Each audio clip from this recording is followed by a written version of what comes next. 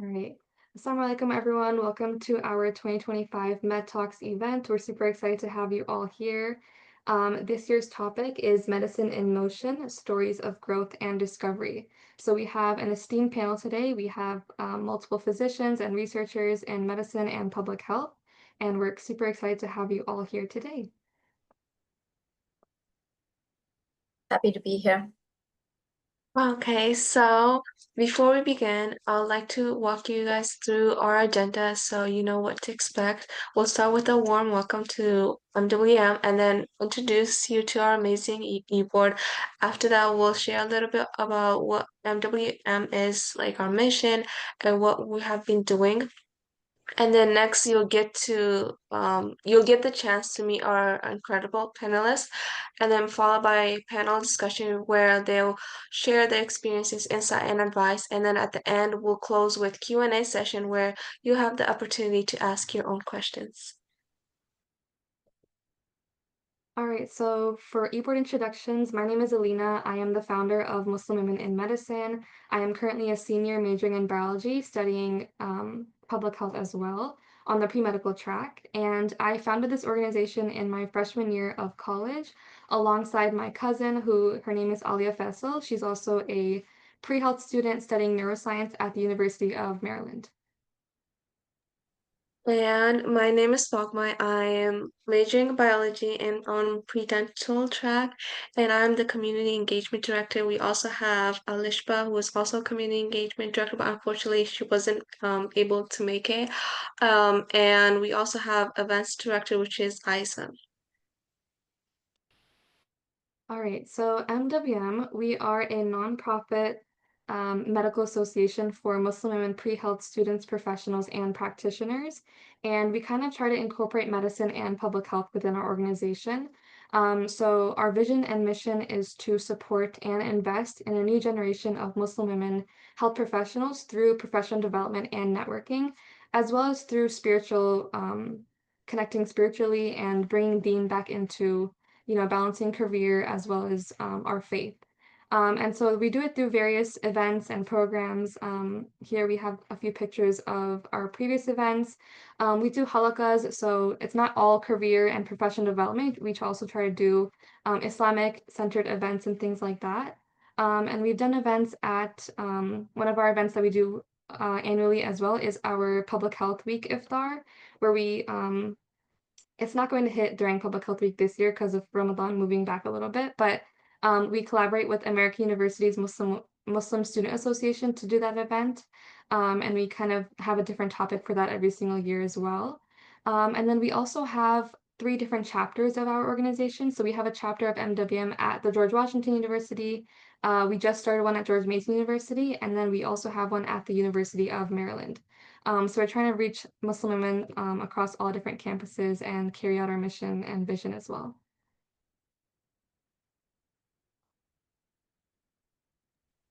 So we'll have each panelist introduce themselves with their name, where you're from, current professional role, and any non-medical hobbies or interests you would like to share. And then so for our social media influencer on the panel, feel free to include your influencer status in your introduction as well.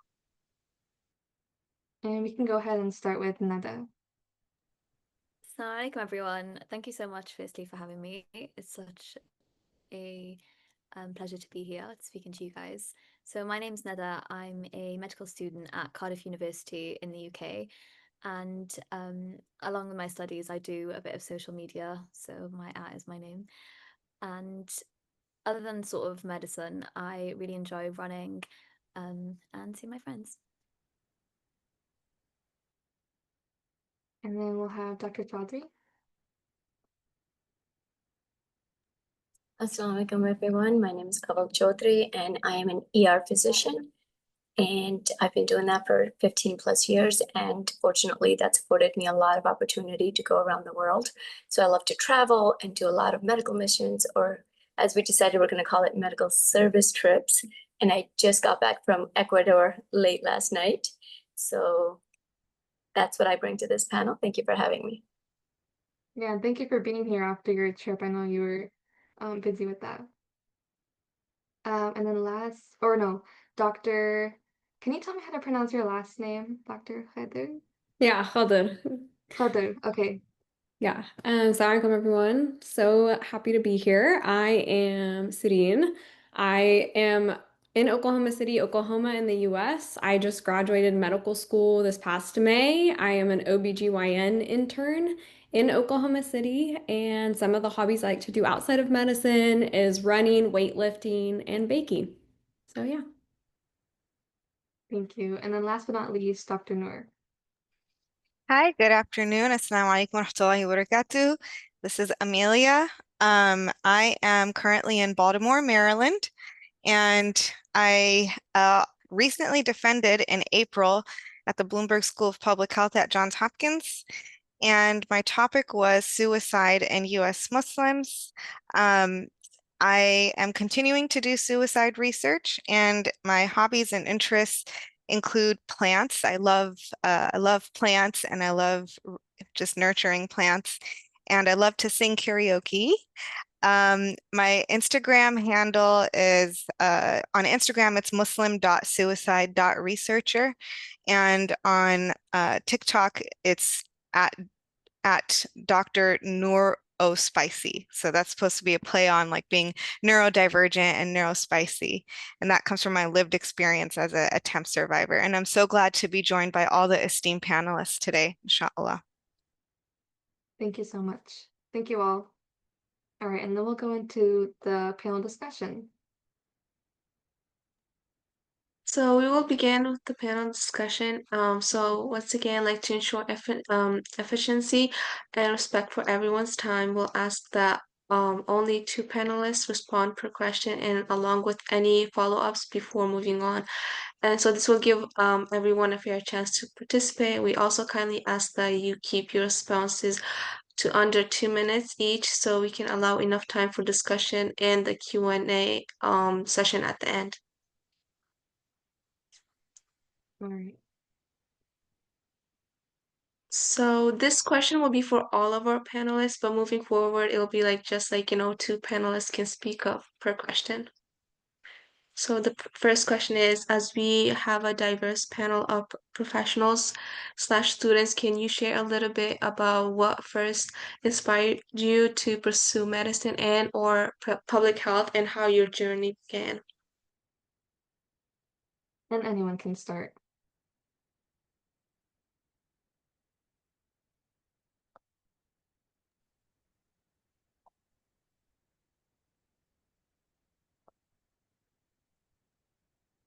Then do you want to go? I can start. Okay. I was initially a pediatrician. So as I was doing my pediatric residency, I had the opportunity to go out to Guatemala and work in really remote situations there. And I found myself having to take care of adults when I was just a physician that was training to take care of children. So that really motivated me to go back and actually do a second residency in emergency medicine so I can be a physician that can take care of everybody. And that has been the best decision I've ever made. And students always ask me if I always wanted to be a doctor and if this is where I wanted to be. And I never really have a good answer for them.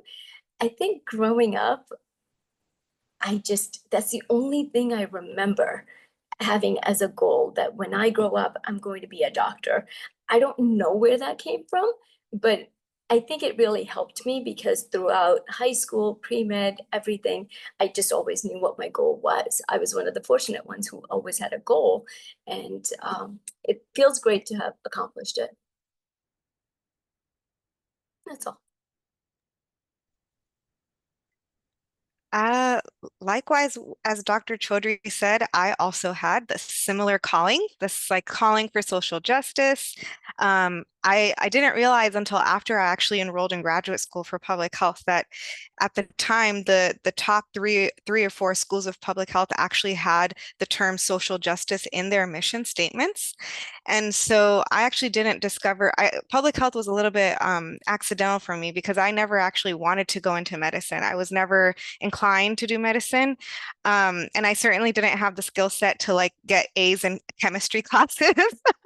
So I was more naturally inclined to sociology and the humanities and writing papers, writing papers 3 hours before they're due. Like that came naturally to me. And I've always enjoyed culture and people and language and learning abroad and traveling abroad. And so I did international development studies in undergrad, and my very final class was a public health seminar. And at that seminar, I read this book called Half the Sky, and it was about women all over the world who like undergo fistulas and like they undergo really, really harsh procedures in the, reproductive system. And that motivated me to study abroad in Jordan and volunteer at the United Nations Relief Works Agency through a program run by UC San Diego at the time. And this was in 2012, which at the time was interesting because public health wasn't even like a drop down when it would say like select your major in college. Like public health didn't exist on that list. And this was just, a dozen years ago or so in 2012. So it's interesting now like how time has changed. And truly, I thought I didn't belong in public health even while I was in public health because I thought social sciences didn't really mix with public health. And so now I actually did my master's of public health at Columbia, and I specialized in social determinants of health. So I did like my department was socio-medical sciences, and then a certificate was social determinants of health. And then I came to Hopkins and I continued at the Department of Health Behavior Society. And then that's how I figured out that, okay, social science and medicine actually do go together. So for me, I kind of figured out in eighth grade in a science lab, which sounds basic, but we dissected eyes, and I realized that I enjoyed the hands-on to the textbook learning. And so I knew I wanted to go to medical school. However, I thought I was going to become an ophthalmologist. And eventually, once I got into medical school, got a little bit more experience in my rotations and noticed kind of what was lacking in like the Muslim community. I realized being an OBGYN would do more benefit to my community in bridging like the adversities and the taboos around women's health and reproductive health. And so that's why I ended up choosing that route for myself. Mine was slightly similar to Sirine's story, but it happened slightly later. So around my sort of year eight, which is your eighth grade, I thought I wanted to do law because I'd watched Legally Blonde and thought that was just absolutely my calling. And then sort of throughout COVID, I was doing my A levels, so sort of year 10, 11, 12, and I saw sort of the impact that healthcare professionals had whilst everything else had stopped. It was them who kind of carried on going, and how important the role was and how they were able to help so many people. And that really drew me in. And then specifically medicine outside of other roles was I was just really interested in surgery. And I would just watch these procedures sort of just in my own time for fun. I think my mum thought I was a bit of a psychopath. Um, but yeah, that's sort of what drew me to medicine, and it's been great ever since, alhamdulillah.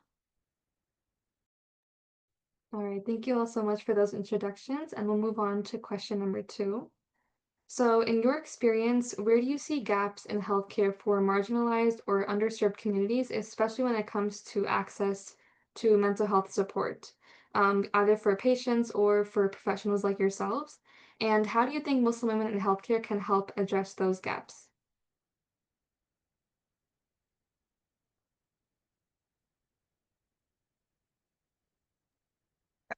I guess I'll try to tackle this one first. So I will just give a full disclaimer that as a public health professional, I do not have any clinical training. So I always find it kind of awkward to respond to questions like these that have words like healthcare and healthcare systems. But I will say that for the Muslim community, one thing that I know for sure from the research perspective is it's very difficult to research suicide when we don't have like a database that actually collects both the health outcome of suicide as a health outcome, like a death outcome, as well as the identity of Muslim. And so because there do exist national health databases like, the National Behavioral Risk Surveillance System, that's often commonly used to understand the health profile of adolescents in the country. They will often not have like Muslim as a option. So when we talk about what are the rates of suicide in the Muslim community, there is one study that was published by Dr. Rani Awad in JAMA Psychiatry that says suicide attempts were reported to be twice as much in Muslims compared to other faith groups. But the thing about that study is it doesn't provide us a denominator for a rate. So for a rate, we need to have like a whole population size. And you would need to have like an epidemiological study that is a representative sample, not just like a community convenience sample. But but it's very difficult to get that denominator without the proper systems of data collection in place. And then that goes back to hospital records, that goes back to community records. Interestingly enough, suicide is actually the highest rate in Native Americans and American Indians, who are the indigenous population. And on that topic, I just want to recognize that I currently live on unceded land in Piscataway land in Baltimore, Maryland. And I owe the nourishment of this land to those generations before me and the elders who nurtured this land. And that particular demographic that has suffered from suicide for a very long time now, they have very high rates, especially in the youth. They've used a very effective system of surveillance within their own communities. There's actually like a mandated reporting system, for example, in the Apache tribe in the Southwest of America. And they've made it a mandated reporting system where anyone who is suicidal will report it to an elder or report it to a community health center, whatever the case may be. It might be screening, but there is a system in place that can contain it within the community itself. And the interesting thing about data for suicide, and I'll just close on this, is that we can't prevent a problem that we can't define. So that's the paradox of suicide prevention, is oftentimes you need a death to occur to establish the need. You need data to establish the need. And it's been a very crazy time trying to get funding for this type of issue. And more importantly, the funding is very important because suicide is a public health issue, just like any other public health issue, right? Like a infectious disease, a communicable disease. However, surveillance and monitoring of suicide can be very tricky because suicide surveillance can be conflated with intelligence. And we don't want that. We don't want knocks on our door from FBI. We don't want knocks on our door from CIA. So that's why when we think about underserved or marginalized communities, and we really want to kind of draw from the existing frameworks that already exist that are effective, my recommendation as someone who has kind of understood it from other communities and kind of defers to their knowledge, I would say that's something that we should consider in the Muslim community, is how can we create our own internal systems of data collection of addressing and preventing suicide. So I think the role of Muslim women in healthcare is trying to figure out what the agenda could be from there. That's just my take. I think that's a very interesting point, especially when it comes to sort of data sets. And there is a lot of marginalized communities within data sets. So in the UK, it is quite diverse, but whenever you look at a lot of the findings of research, it does tend to be Caucasian males that are tested, and then all of the results are derived from them. And I don't think suicide is sort of doesn't have that same thing. So even if there is such a deficit in that research, I'm assuming there's so little representation within that lack of research as well. Just to sort of mention from a clinical perspective, sort of from placement, etc. I was in a conference yesterday and there was a talk on gender disconcordance and the impact of that in surgery. So, for example, when a woman does a surgery on a woman, there is a better outcome than when a woman does a surgery on a man, and then the same with men. And there was a very interesting conversation that was brought up of where else does this happen? Is it when an ethnic minority does a surgery on an ethnic minority, there's a better outcome? And I don't know if there is any research on that, but I think one of the main ways to address it, and if that is an issue, firstly, maybe looking into research on that.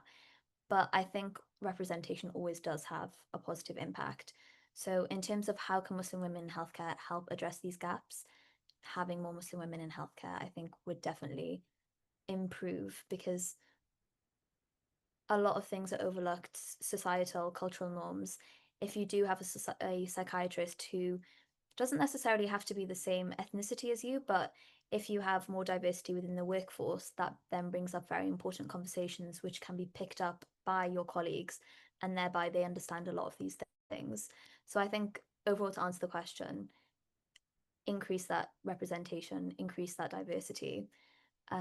How to go about it, I think stuff like this, showing Muslim women that they can get involved in things like this, that Muslim women very much have a place in healthcare, and they're just as worthy and just as great in providing healthcare. Thank you both for your responses. You both had very good points to make about mental health, and especially with Islam. I feel like in our communities, it's not always talked about. It's a very big taboo. And like you mentioned, Dr. Noor, suicide is a public health issue. And mental health in general is general health care. So I feel like it's really important to, keep talking about it, keep bringing up, this in conversation, and research in it is really important too. I feel like that funding you mentioned is not efficient or not enough for researching this community within this certain topic. Um, and I think what you mentioned, that is really important to have professionals in the community who look like us as well. And the people that we do go seek care from, medical care, they should come from our backgrounds as well. Because I feel like within Islam teaches us a lot about spiritual as well as holistic care. Taking care of our health is really important. It's part of our deen. So I think it's really important to have those kind of people, representing your faith. And what you talked about, Dr. Noor, um, and Dr. Rania Awad's research is super important as well. I feel like she's bridging that gap between Islam and mental health. And through her, even just with me, I realized that, Islam and mental health intersect a lot. And it's actually, very close to our faith. So it's really important to kind of have that representation. So thank you both for those responses. And our next question is, have you ever had to make a difficult ethical decision where your values as a Muslim and your role as a healthcare professional kind of intersected? And how did you approach it?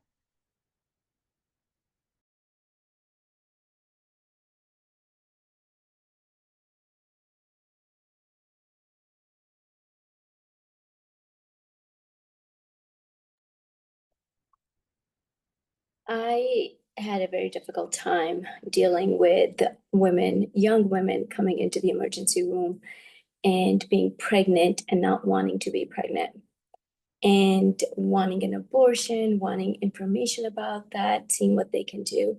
So the most difficult time I had with that was trying to reconcile my own religion, my own beliefs, versus what I needed to do for the patient. So that was a very, very difficult, just a difficult thing to deal with. And then I just had to, at the end of the day, just had to do what was best for the patient. And it's still hard up until now. I've been doing this for 20 years. It's still difficult when somebody comes in and says, "Oh, I want an abortion. Can you tell me where to go?"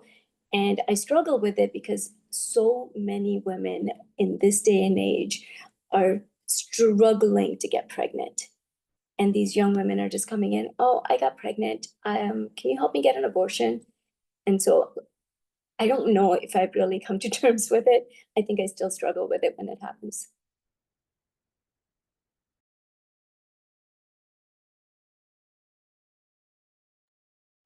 I personally have not been in the game too long to have like a super difficult ethical decision in my training so far. But I think something I'm constantly reminded of is that we all come from different backgrounds, religions, cultures. And so before I walk into a patient's room, I just remind myself, like, regardless of what they're looking for in this appointment, whether they mention something that I might not necessarily agree with, I can't be judgmental in that situation because I have to put aside my perspective and my religion, my background, and just be there to help the patient through whatever process they're looking for at that time. I can add, I don't have clinical experience, but I did face an ethical decision that I think as a health professional, it might be nice to share with this crowd. So when I realized, I really want to do research and this is like my thing, obviously, like I said, you need to get funding. And my program at Hopkins, they told me that I had to apply to funding. And NIH was the way to go, National Institutes of Health. And I cannot tell you, I literally went through like 2 to 3 years of like an existential crisis about why I'm applying to NIH. Because as we know, our tax dollars fund NIH, our tax dollars fund genocide. And I didn't want to be associated with government funding that would essentially be blood money, right? But I think at the end of the day, now this was what, like, so it took me 8 years to do my PhD. So this was like 5 years ago that I basically like began to come slowly to terms with it. It was a very incremental, long process that eventually resulted in Trump killing all these jobs in NIH and me graduating at that very moment and being like, I have absolutely no future ahead of me unless I scramble and get some kind of funding. And guess what? All the options are always Zionist. Like those are the only options. And I told myself, like, how am I going to go to sleep at night saying that I'm trying to prevent suicide, accepting blood money from these organizations? And I realized over time that I'm not the first person to ask myself this question. And honestly, I'm not the last. And this question is like the perennial question we all will face at some point if we try to do research. So there's people who, accept money from all sorts of sources just simply because they get to do research. And I think it comes down to ultimately, like, what are your other options, and can you see how important is your research without the funding? And ultimately, to me, I said, look, when someone's in a suicidal crisis, ain't nobody going to ask me where I got my money to help that intervention from. Like, nobody's going to be asking that. And ultimately, that's how I came to to at least like my heart. But I make istighfar every day. Like, I repent every day for whatever sins I know I do and the ones I don't know I do. And I think that's all you can do at the end of the day. That's what's in your control.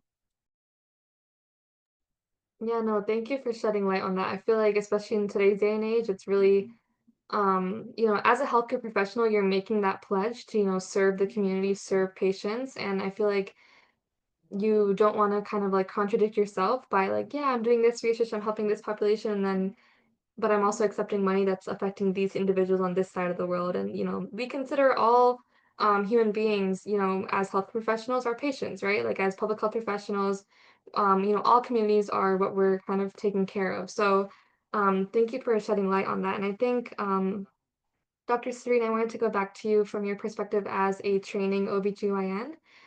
What have you seen are like the most pressing issues or like women's health challenges that you see in our communities, just women in general, or maybe Muslim women, if you've seen those cases, and how can we better address them both medically and culturally? I think one of the biggest things that I realized kind of going through medical school and then now in residency, one of the biggest things people from all cultures and backgrounds are not well educated on is the different types of like contraception and why they might be used.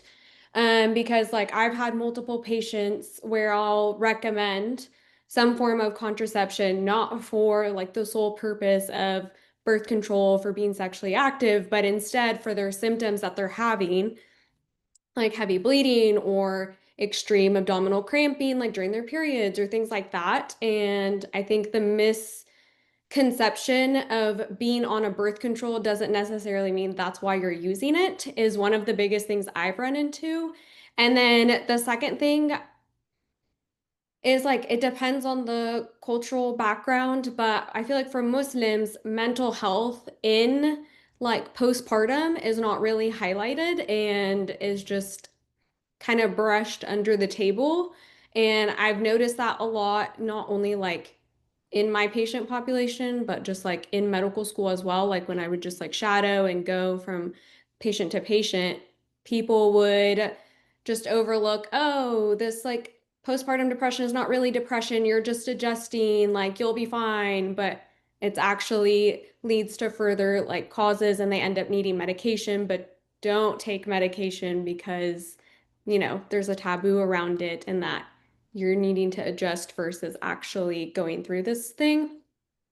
But I think the way to kind of bridge all of that is to have more Muslim women openly talk about it if they've experienced it, or healthcare professionals address it and have more Muslim women in these like medical roles because you're more likely to be comfortable with someone who has your similar religion or background than to be talking to someone who doesn't understand that.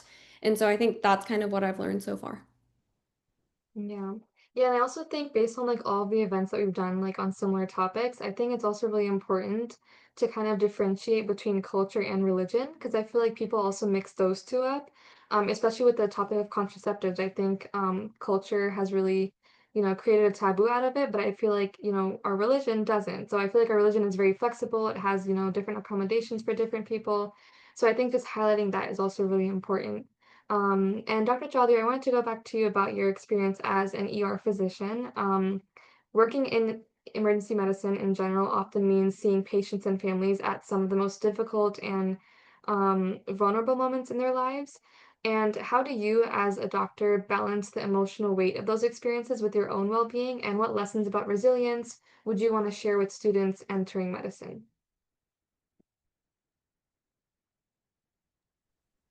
You would ask me this question.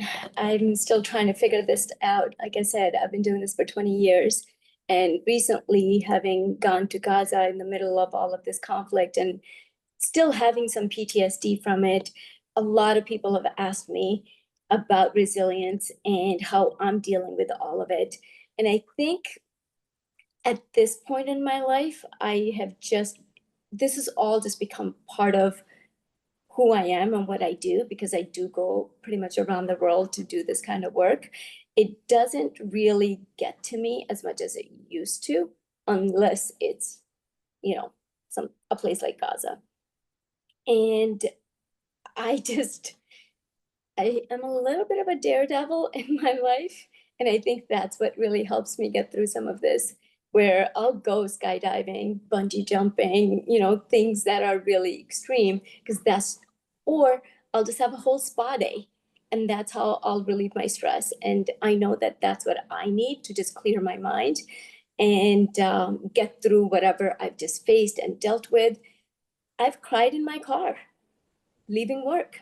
I've sat in my car after a 10-hour shift and I've cried because it was a really, really rough, painful day.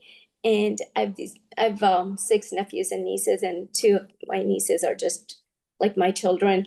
And I'll call them because seeing their happy, fun faces just makes me kind of helps me get through whatever it is that I'm going through. But I haven't really found a really good piece of advice to tell someone else how to go through this because I feel like I've seen a lot in my life, a lot. And I have to go into a room, deal with somebody who's really, really sick and dying, and then come out of there, put a smile on my face, and go into the next room and be like, oh, so you have toe pain? How can I help you today? And really just have to do that for 10 hours every day, day after day. And it gets a little exhausting after a while. And then, my staff sometimes tells me I'm snippy. So I'm like, it's hard. But I think you learn as you go along that you just have to kind of compartmentalize all these different things and not take it into the next room with you and not take it home with you. And that's why crying in your car at the end of the shift is not that bad, because then you can get some of those emotions out. And so you don't take it home to your partner or your parents or your children or whoever else. That's what I do. Right or wrong. That's great advice. No, I think that's great advice, and I feel like I've heard similar things too. Not bottling things up. When you need to, let your emotions out. It's really important to do so. Especially as a professional, going back and forth, balancing so many things at once. And I definitely resonate with you. Crying after a long shift, or like, doing something to kind of take your mind off things a little bit. And I think also what I've heard from our other previous speakers on other professionals is like when it comes to Islam, and being a healthcare professional, Allah has given you that, this passion or this kind of calling for you. So, whenever you're feeling down, just remember that like it's what you were kind of, made to do. And you do have the skill sets to continue to push and, strive for, excellence in whatever you're working on. But yeah, no, that's great advice. And with that, we'll go on to our next question. So yes, what role has mentorship played in your journey, especially in supporting your own well-being? And what advice would you give to students seeking mentors who understand both the professional aspiration and personal challenges?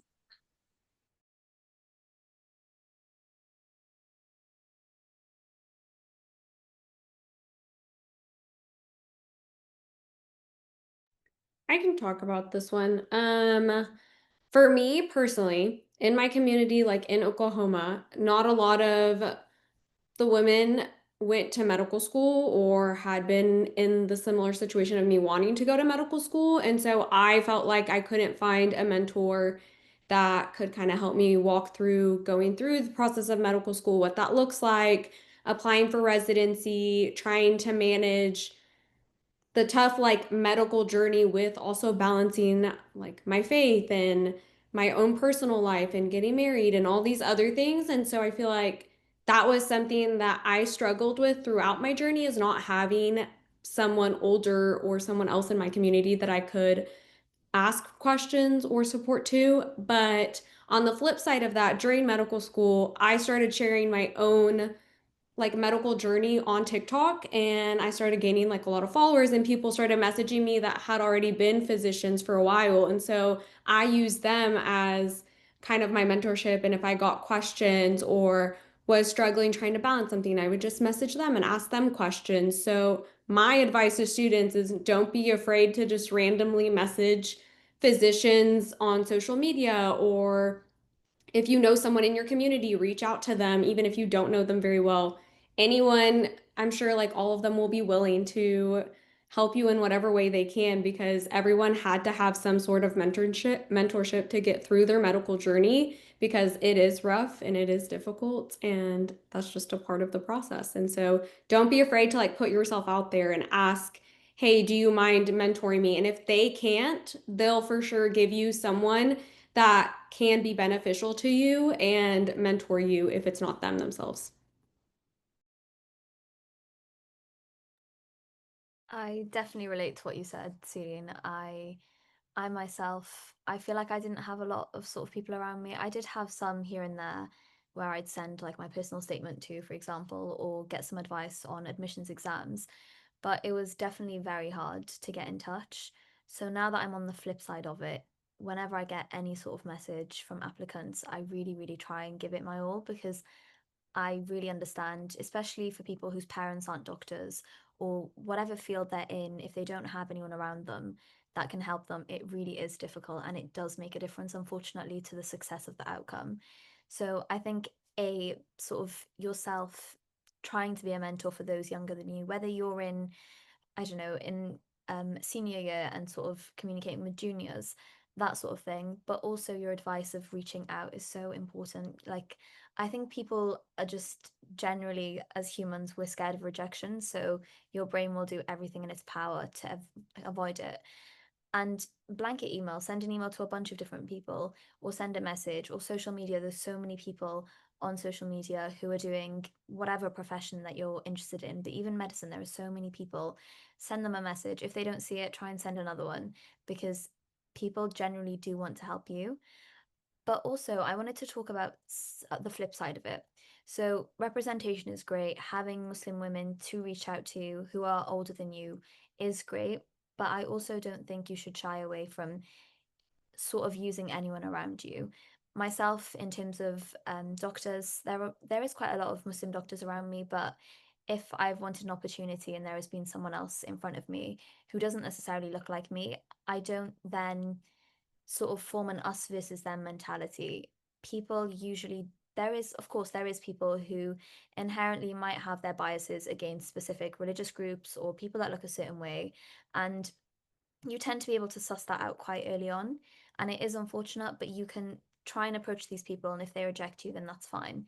But generally, people are happy to help you. They do look beyond your appearance and sort of how you present. And I would say just shy away from that. Yes, have your boundaries. Yes, um, sort of don't be shy to, I don't know, if you're being mentored, if you're shadowing someone in surgery, excuse yourself that you need to pray, even if it's a Muslim that might not necessarily understand what that means.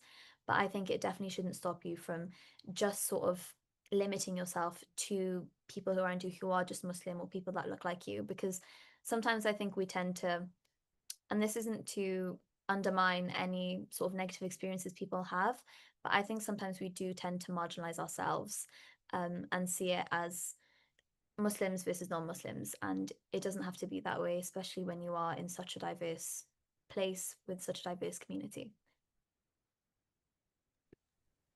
Oh, thank you, both of you. It was wonderful advice, specifically like it resonate with me this question, mainly since I'm also like a first generation and like first in the family to actually go into medical profession. And I definitely will take those advices into consideration. I'm definitely like getting, better into like reaching out and like finding some people who are like also in the dental fields because that's what I really want to do. And specifically for like Nada, from your perspective as both a future physician and advocate, how can Muslim women in medicine and healthcare professionals more broadly use their voices and platforms to raise awareness and drive meaningful change for colleagues and patients in conflict affected regions? Sorry, was that question to me? Yes. Do you want me to repeat it? No, it's okay. I think the first most important step is giving yourself a foot to stand on. So whether it's building a platform, reaching, having those sort of credentials to your name is really important to get sort of people to listen. So I think working on yourself in that aspect is really meaningful. And then it means that people will listen to you. Now, I appreciate that nowadays, sort of anyone can make an account online and can get attraction. So definitely not undermining that. But I think as Muslim women, and this is unfortunate, but you sometimes feel like you have to go that extra step. So having that having that beneath you, whatever it is, I don't mean necessarily a medical degree, whatever it is that gives you sort of the ability to talk and people to listen and um have those credentials behind you, but also showing up to places. I think it's quite common that Muslim women aren't seen as much in certain settings. And I think just being that person and taking your friends and being there and showing that you exist and you're very much qualified is really important. Now, in terms of bringing awareness to conflicted areas, again, having that platform and then using it for that. And also, I think being smart about how you bring up those conversations and doing it in a way where people will listen.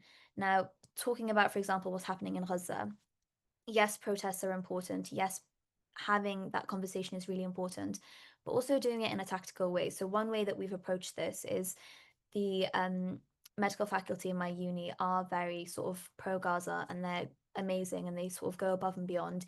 And they aren't Muslims themselves. They aren't some of them sort of, they have nothing to do with they're not Middle Eastern, they're not Muslim, they're not Asian, nothing. They're Caucasian, etc.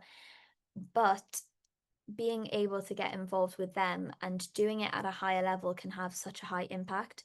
So also not only just using sort of your voice online and posting, but also trying to get involved in the higher up. So whether it's your medical faculty, whether it's the hospital that you're at, and doing things in an impactful way, but also doing it in a smart way, and being involved in those conversations with sort of people of authority is really important. And if you have the privilege to be in those settings, to use them to help people and to help Muslim women and to help people in conflict zones like Gaza. Thank you so much.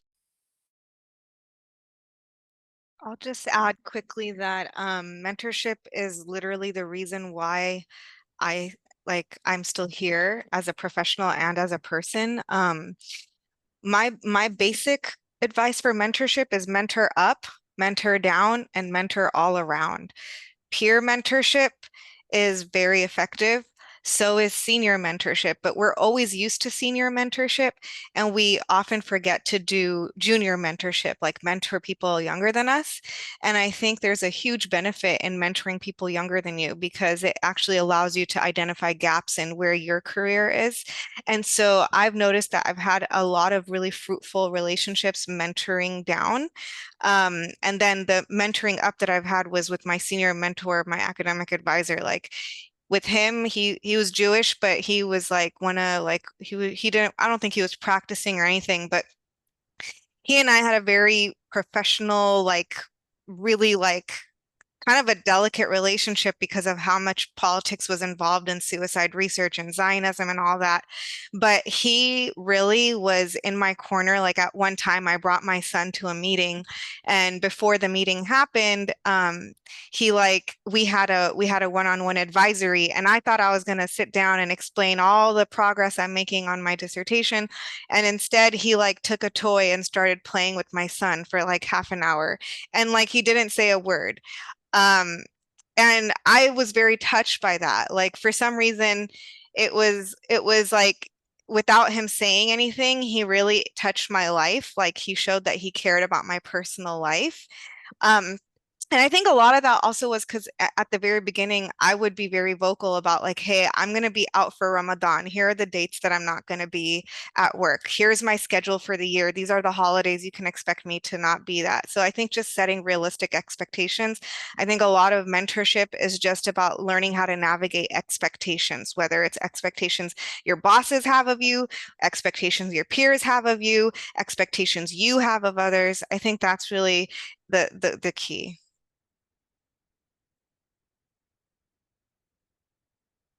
Yeah, thank you all. And I feel like also this is one of the reasons why I started MWM is because when I was a freshman and trying to see, how to get involved as a pre-med, get opportunities and things like that, I had no idea what I was doing. And I think the organizations that I was trying to join, like you already had to be a grad student or something to gain like, mentorship and things like that. So, um, that's one of the reasons why I created this, so that other girls who are looking for mentorship, who don't come from families who are established in the medical or public health fields, can sort of find those opportunities here, and hear from other people who may or may not look like them. So, alhamdulillah, thank you guys for your responses.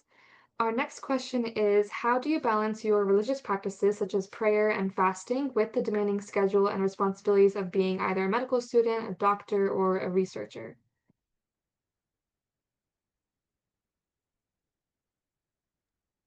I will say that this is again a realistic goal. I think Atomic Habits has taught me that reading an ayah a day of Quran first thing in the morning on my Quran app is something really realistic I can do to and hold myself accountable to. And having like a prayer tracker, I mean, like that's a game changer. And I have this 99 Names of Allah journal. I really should bring it down to share with everyone, but it's the one that you get on Amazon or wherever. You can just type in 99 Names of Allah journal. And that thing has really, really transformed my relationship with the dean over the past like 18 months because I've learned that like in the morning I'll randomly flip to like a page and then there's like a name of Allah and there's like a passage and then there's a reflection space that you can write. And some days I write like 5 lines, some days I write 10, some days I write 1 line. But that has really impacted me like throughout the day. Like I'll have something happen and I'll try to remember, well, what was my name this morning? And like, how does that name affect this, how I'm viewing this situation right now? So I think, I think there's a lot of rituals that we do Islamically. I think it's just a matter of choosing which ones really speak to you. So like if namaz or praying is just like a ritualistic thing, like is there something more meaningful that you can do, like light a candle and make dua at night or something? Like, is there something more creative that really speaks to your spirituality?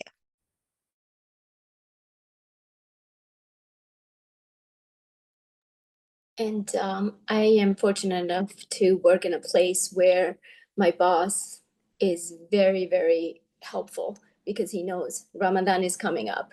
Two of the guys that I work with that are Muslim, they always work nights. I always work days because I'm just accustomed to fasting while I work. And he's very, very helpful. And that's because we each individually have gone up to him and say, hey, this is Ramadan, this is what we do, this is what's necessary. And so sometimes, even before he makes the schedule, he'll reach out and he's like, you sure this is the schedule you want? I heard it's Ramadan. And so I think just exposing people, telling them about it, educating them about it over and over again makes a huge difference and helps us be able to continue to do what we need to do.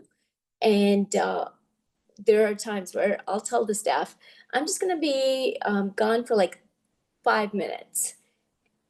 Just if you need me emergently, get one of the other doctors. Otherwise, I'll be back in a few. And they're very, very respectful. They've made some space in the chapel at the hospital where a lot of the Muslims get together and pray. So I think just continuously educating people on what we need to do to continue our day and our faith. And most people are very receptive to it. I've not had any issues. I've worked at this current job for about 8.5 years. Yeah, and I think also it's with Islam, it's very it really emphasizes intentions, right? So you don't have to be the practice or the perfect practicing Muslim. It's all about intentions. Like if you always have in your heart that you want to, keep the deen close, keep constant remembrance of Allah. As long as you have that in your heart, I feel like things come easy. I think something that I did when I was I had applied to work at a hospital and it would require 12-hour shifts on the weekends. And I knew that, prayer would come in the middle of that shift. And so I made it a point to ask my supervisor in that interview, like, hey, do you guys have a place to pray? Is it okay if I take a few minutes off of my shift and go pray on the side here?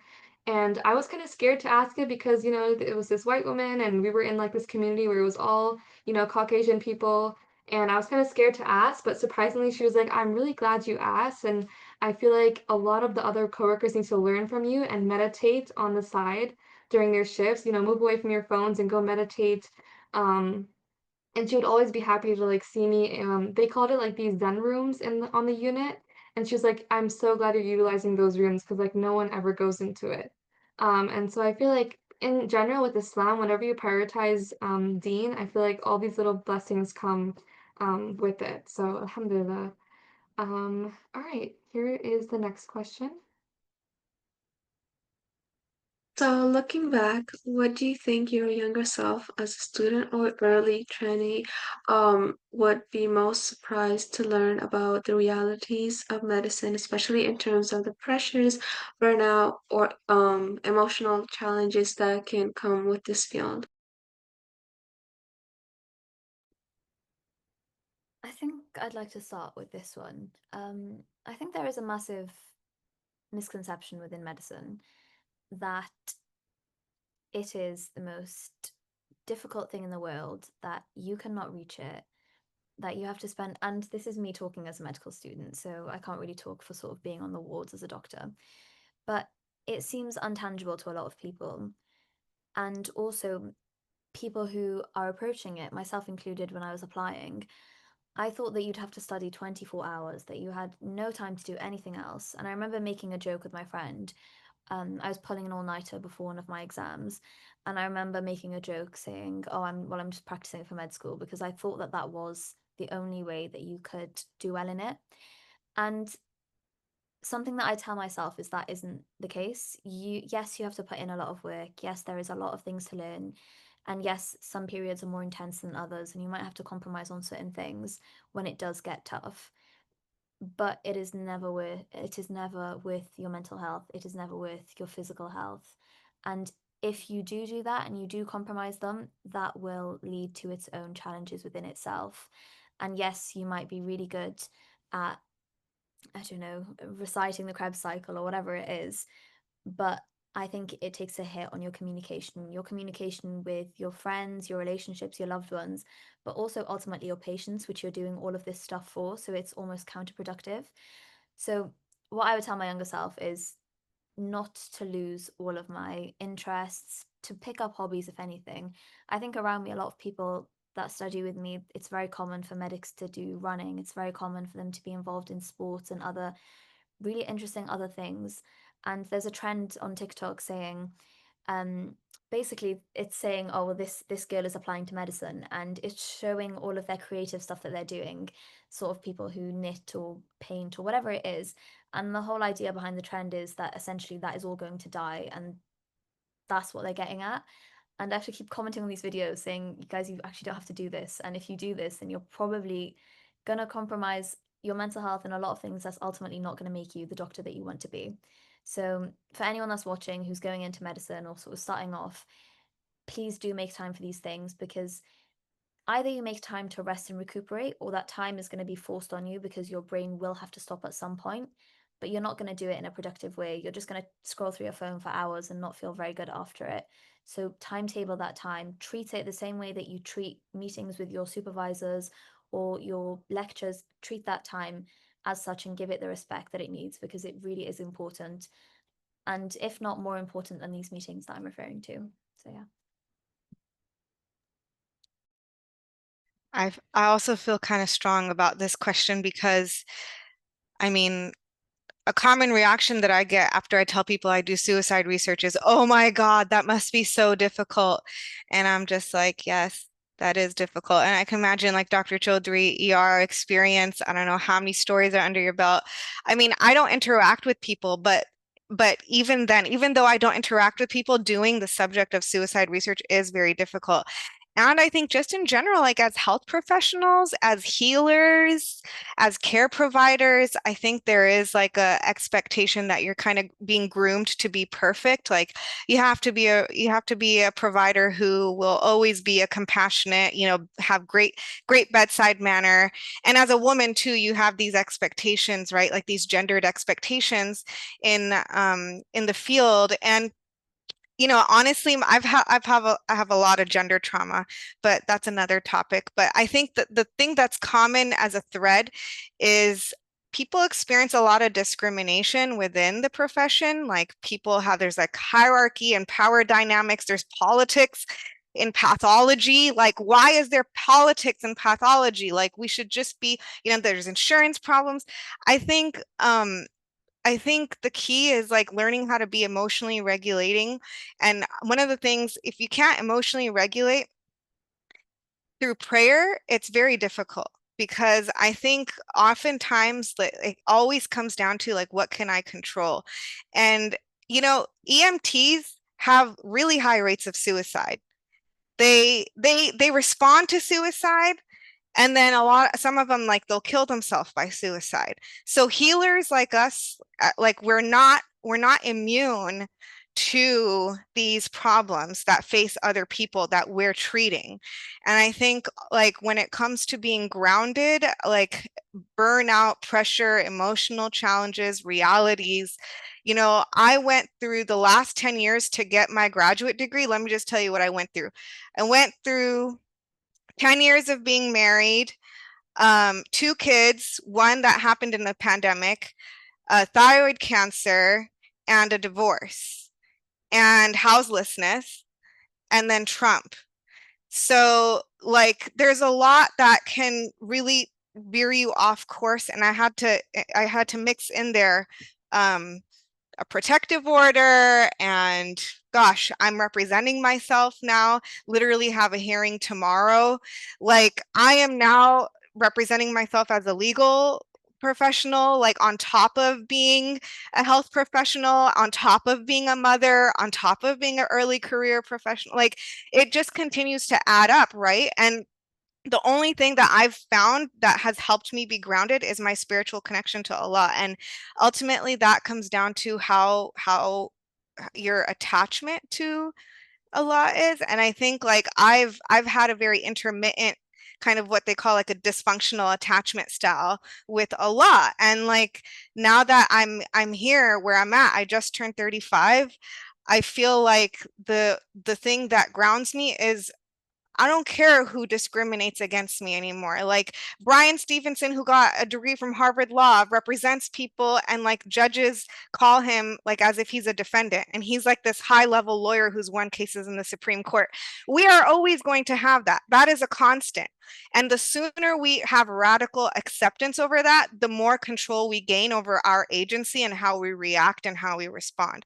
Because ultimately, the justice is with the law, and like all the stuff that we see day in and day out that's an injustice can be really triggering. And if you keep holding tabs on it, you're going to burn yourself out. You're going to burn yourself out because there's only so much you can control.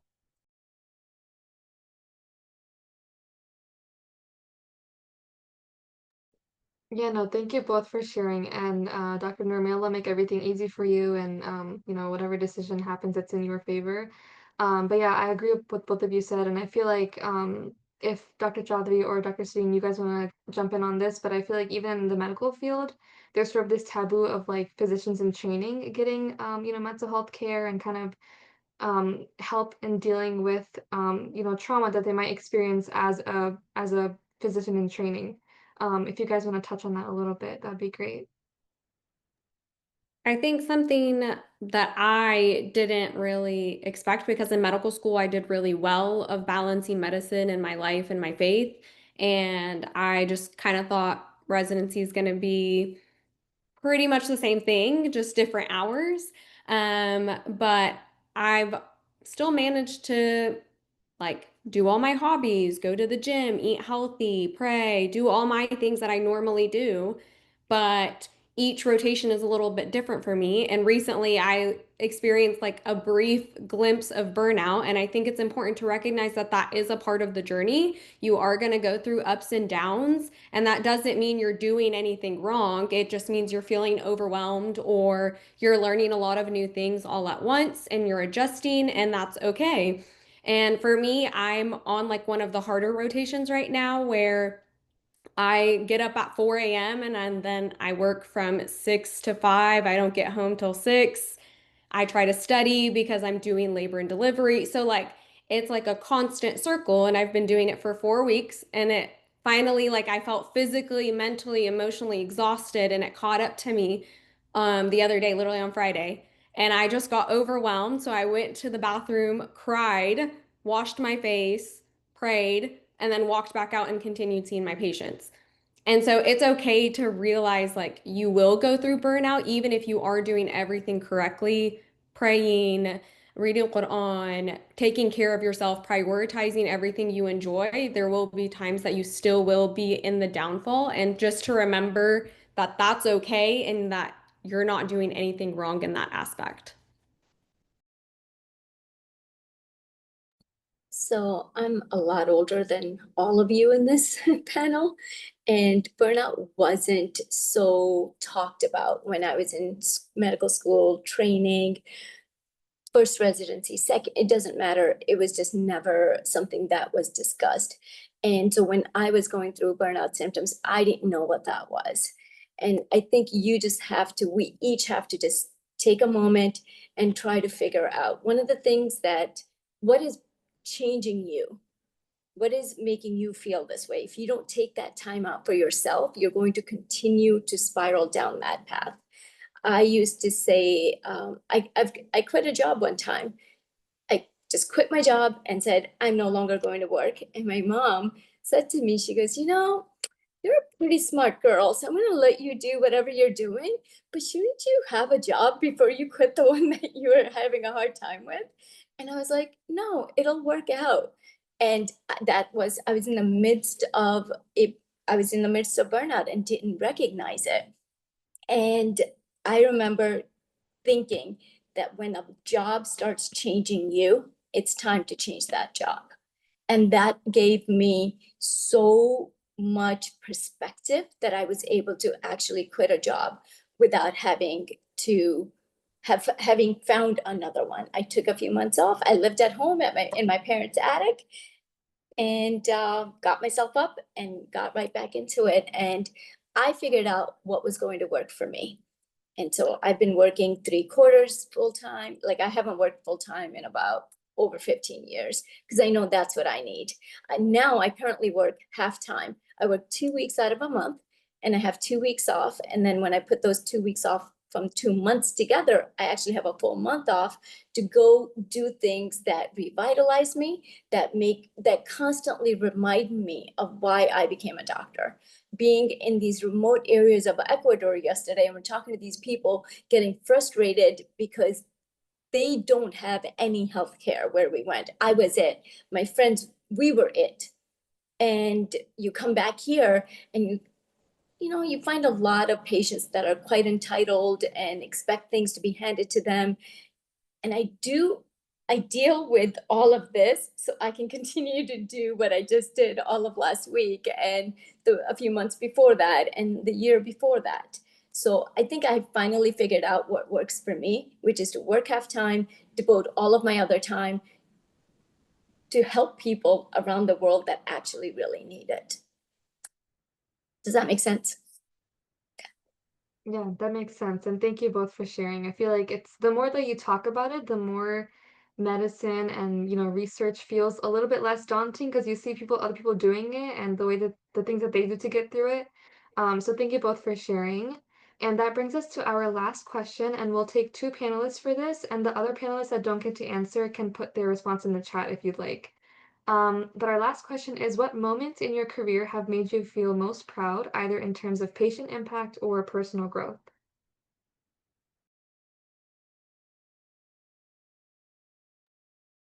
I can take one if that's okay.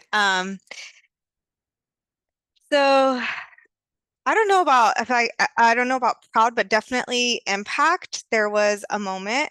I heard from the grapevine, as a mom, someone was saying they're looking for aunties and uncles for like a local youth Muslim camp. And so I applied through the grapevine. This uncle who was running this camp locally was like, hey, you seem like a great person. I know you don't wear hijab, but that's totally fine with me, whatever. We just want like a good role model for these kids. So I showed up to like the orientation meeting and I mentioned stuff about, what these kids should be careful about in terms of Islamophobia. I guess I must have said something offensive to him because he wasn't expecting to hear anything about that. And long story short, he sent me a really mean email saying like, you were out of place when you talked at this orientation. This is my camp, blah, blah, blah, blah, blah, blah, blah, blah. And he had this really, really unprofessional demeanor. In fact, the email was very abusive. Like he was talking down, it was very clearly misogynistic, like typical like uncle status. Okay.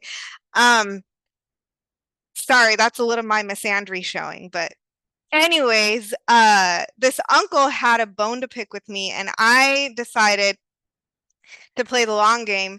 And I said, I want you to say sorry to me over Zoom. So we're going to have this conversation about how you shouldn't be talking to me like this. And I'm wasting my time or whatever. But turns out, subhanAllah, like a year or so later, I get this link on Launch Good, and it's a fundraiser for this kid who took his life in the Muslim community. And I swear to God, you look at the eyes, like his eyes in the picture that they put on the Launch Good, you could tell something was troubling this child, subhanAllah. Muslim kid. I think he had like 6 siblings. He took his life. I found out this particular kid went to the camp that the uncle ran. And I don't know how, but we all knew this. Like, we all knew how the circle was connected. And I reached back out to that uncle, because by this time I had developed the survey for my dissertation research. And I told that uncle, I said, I want you, with all your opinions, to test run this survey and pilot it so that I can get perspectives like yours to be represented in research like this. And he took 2 days and he complained and he had all these feelings about it. And I got his feedback. I incorporated some of his feedback. Actually, it was very good feedback.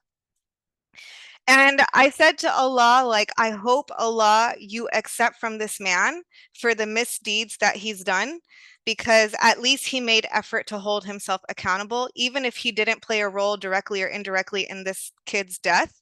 Somehow it connected the 3 of us. And subhanAllah, like, it was a life-changing moment for me, because I'm still very young in my career. And like, that particular story made me realize, like, this is what shuts these types of people up, which I don't mean to silence nobody, right? I want everybody's voice to be heard as a participatory researcher, as a community-based participatory researcher. But I think when it comes to building trust and, again, attacking the quote so-called stigma of suicide, honestly, I think it's pride. I think it's not stigma. I think it's pride. People don't go to therapy because of pride. And I think, similar to him, this uncle had this pride aura, and I feel like this particular instance was Allah giving me like a first full circle moment.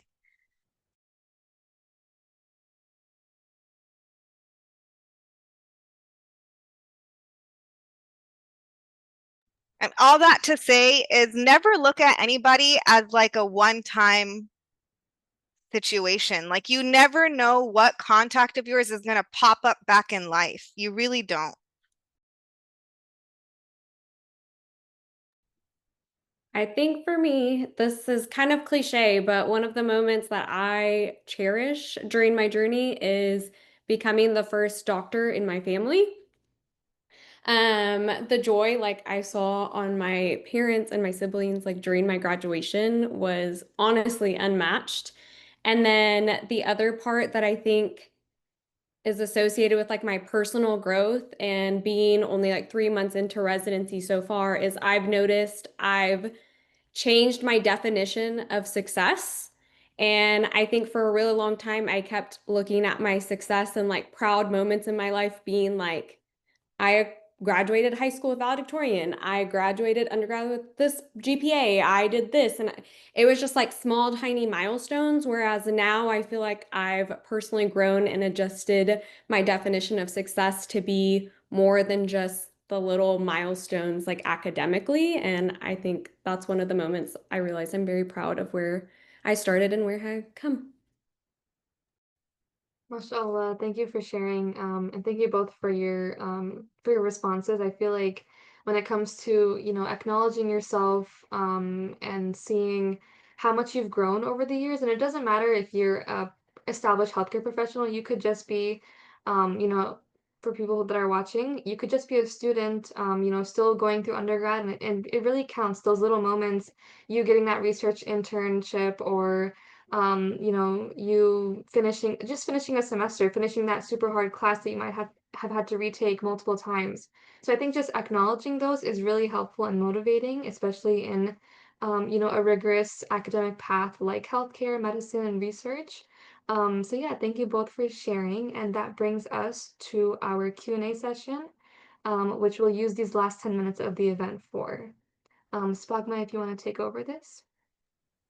Yes, so if you have any questions, please either put it in the chat or you can raise your hand to unmute. And then if you have any general messages, you can leave it at our Instagram, which is also listed on here, or you can email us as well. Yeah, so any questions that you have for the panelists, you can either add them in the chat or you can unmute and speak. And then any general questions you have about MWM, please send them to our social media.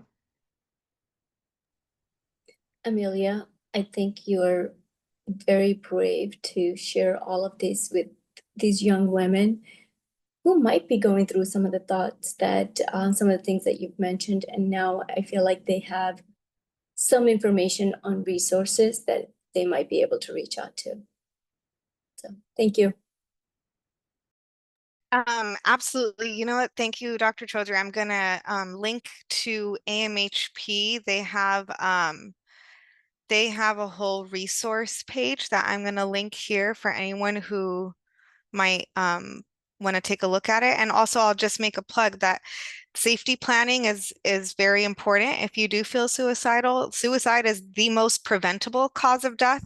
Out of any cause of death, it's the most preventable. So I don't know why it's still the 10th leading cause of death and why it's the top 3 leading cause of death under age 35, because it's very preventable. It means that we as a public society aren't doing our job. So I think, Shala, if you need any resources, I encourage you to check out safety planning. Also 1866 Nasiha. I've personally called this line. It's open 24/7. If you need any help, there's also a Mala helpline. So I'm going to put those links in the chat. Thank you so much, Dr. Noor. We have a question from Zainab. Yes, Assalamu alaikum. Yeah, today's panel was really eye-opening.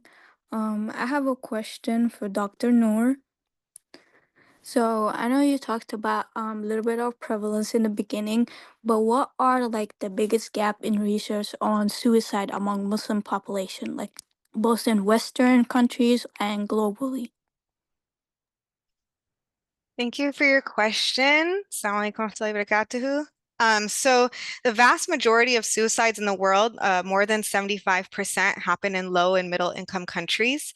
It's very difficult to actually identify like which ones are Muslim-based suicide. I mean, you have Muslim majority countries, and many of those Muslim majority countries are low and middle income countries. Only about 7 who collect death registry data are not low or middle income countries. So the problem is similar to in the United States. Globally, death registration data is not always collected on the suicide outcome. There's also a lot of politics behind suicide death collection. Police officers have to show up right to a scene where a suicide has occurred. Oftentimes, law enforcement can be corrupt and claim suicide if suicide was actually a homicide. So there's misclassification at the death, at the coronary, at the law enforcement, at those different levels. There's misclassification issues. So for Muslims, we're very much at like this, like still kind of like still at like the first step. We're still at the very foundational stages of addressing the gap. I think in the United States, the gap is more about what causes suicide. So now that we've had some data that says, okay, Muslims are facing suicide maybe more commonly than other faith groups, what are the reasons? I think there's universal reasons. A sense of entrapment is very common, sense of hopelessness, and access to lethal means. So if you have if you can actually prevent access to guns, you can prevent many suicides. In fact, suicide by gun is the most common cause of suicide, and firearms are actually the leading cause of death for people under 20 years old. So I'm sure Dr. Chaudhry, you've seen a lot of gun injuries and trauma injuries resulting from gun violence. And I know that on the MCAT or whatever to get licensed is like a really common question to know that firearms are a leading cause of death. So I would say for us as a community, Muslims should really learn more about gun violence, because there is now increasing, unfortunately, alarmingly higher rate of youth of color using guns to end their lives. And I don't think Muslim youth are going to be immune to that. Oftentimes, one of the other gaps is when we have a suicide in the Muslim community, people in the community don't want to actually advertise it as a suicide death. There's there's a lot of shame sometimes that can come with like, oh, my child, ended their life. And so even at the janaza, there's debates about whether to have a janaza, whether they should not have a janaza. There's like Islamic, like jurisprudential debates about that. And then there's also just debates within the community where like I've been told by participants of my research, as well as just my friends, that they found out 10 15 years down the line that a friend of theirs who had died was actually had been died by suicide, and that they didn't know at the time. So I think in terms of gaps, there's systemic gaps, there's community gaps, there's database gaps. So it's really a matter of like where you feel like you can plug in your skill set. Thank you so much for that response. Any other questions that people have they want to add in the chat, or they can unmute? I just think there's such a huge taboo about mental health within the Muslim community at large, and we all need to do what we can to change that. Yeah, I think definitely. that's what needs to happen. We need to talk about it more. The more we talk about it, the more people will hear it and not hide it. There are a lot of women out there, Muslim women, who are depressed, who are in situations they don't want to bring it up. They don't want to bring shame to the family by being the one that was diagnosed with depression or schizophrenia, whatever it may be.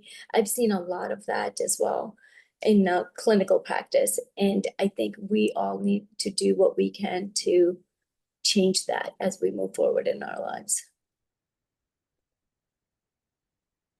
Yeah, definitely. And I think like Dr. Nur mentioned, I feel like differentiating between stigma and pride too. I feel like talking about those two things and kind of how to, because of stigma, how to kind of handle any pride that you might have, or, anything that's sort of stopping you from getting that help that you need, is really important. Inshallah, we can kind of, all stay connected and hopefully, do more events like this where we can sit down and talk about this more in depth, because it's definitely a really important topic to talk about. But if there aren't any other questions, I'll go ahead and Wait, move on with so the closing. There's one So question in the chat. yeah, There is? Oh, okay. Someone asked, what advice do you have about reaching out to doctors or professors without feeling like a burden? I just used like the same template and sent it to whatever physician I wanted to or professor. And it just is like a basic template of good morning, doctor, whoever, professor, whoever. My name is blah, blah, blah.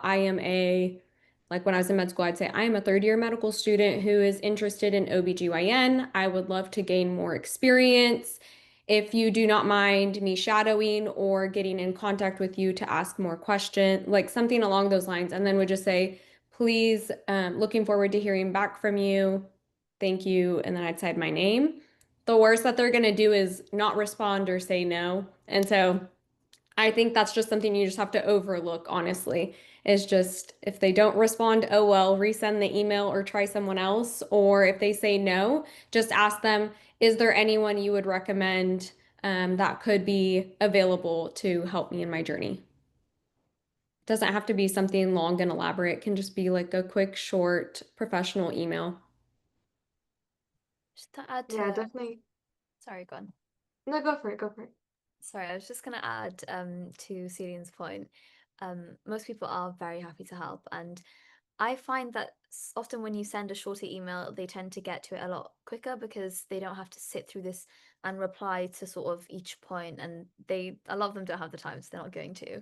But other than sort of blanket emailing, that sort of thing, some other ways that I found success is LinkedIn. I think LinkedIn is great because you can show sort of when you introduce someone through email, it's a blank screen. They can't see who you are. Whereas with LinkedIn, it's almost like an online CV. So they can sort of see that you're keen and you can put all of the things that you get involved in on LinkedIn. So then when you reach out to someone, they're likely to sort of get a background on you, and that tends to be helpful. And also going to places, going to conferences, going to these events and speaking to people in person and then getting their contact is also a really useful way.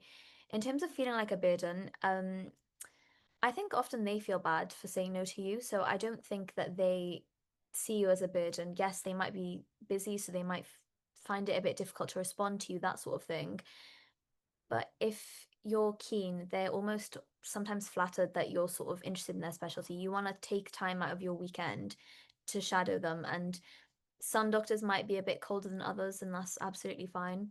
But I think don't let that stop you. And if you email a bunch of people, someone is going to get back to you eventually, and they're not going to see you as a burden, and they're going to be more than happy to have you. So just don't give up. And again, what I was saying earlier about the fear of rejection, don't let that get in your way. Just reach out to people, and most of them are more than happy to help. Yeah, thank you for that. And I feel like just don't ever feel like a burden in general. I feel like as a student who's aspiring to become a professional, you have to do what you have to do to get to your goal, right? So don't ever feel like a burden. And I think as a student who's finishing up college right now, cold emailing is really just, what everyone does. So don't feel bad if you don't get a response or anything. A lot of the opportunities that I got is just by emailing random people. Obviously, doing my research on them is really important too. Like, don't just email a bunch of people without knowing who you're talking to. So research them, see what they do. Kind of, be passionate is really important. So, yeah, thank you all for your responses. Before I move on, are there any other questions that we want to answer before closing out? I just had one point. I think we were here as health professionals, but also I think a lot of us do have lived experience with mental health or suicide. I like to say that if you can feel stressed, you can feel suicidal.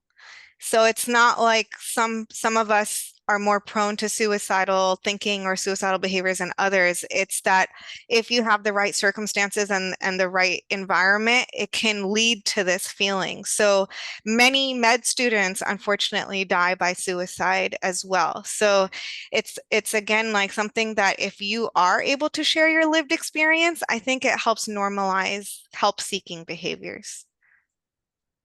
Yes, definitely. All right. Well, if you guys have any other questions that come up, feel free to email them to us. And I know that all the panelists added their information in the chat as well, so please do utilize that. And with that, I'm going to go ahead and close out today's event. Before we end off, I wanted to give some opportunities for you all to stay connected with us. So the first thing is we really encourage everyone to become an MWM member so that you are the first to know for all of our events, especially ones like these. And we have different membership tiers, but the first one that we have, the main one, is just $2.75 per month. And you'll gain access to all of our resources as well as discounts on ticketed events and things like that. Additionally, we have a mentorship program. So if you'd like to be connected to a mentor, similar to people that we have in the panel here today, you can apply. And lastly, one of our biggest programs at MWM is our ambassador program. So if you are a student who would like to start a chapter of MWM at your school, you can apply and become an ambassador of MWM. Like I mentioned, we already have 3 chapters at George Mason, George Washington, as well as the University of Maryland. And inshallah, we're looking to expand at all the different universities in the US. So yeah, and additionally, we would like to thank all of our panelists for all of their effort and time for being here today. I know you guys all have busy schedules, so thank you so much for taking the time to speak today. And I learned a lot today from today's panel, and I'm sure the rest of the audience did as well. But thank you so much for being here, and yeah, I hope you all have a great rest of your weekend and take care. Assalamu alaikum. Yes, thank you so much. Thank you. Thank you. Thank you. It was lovely meeting everybody.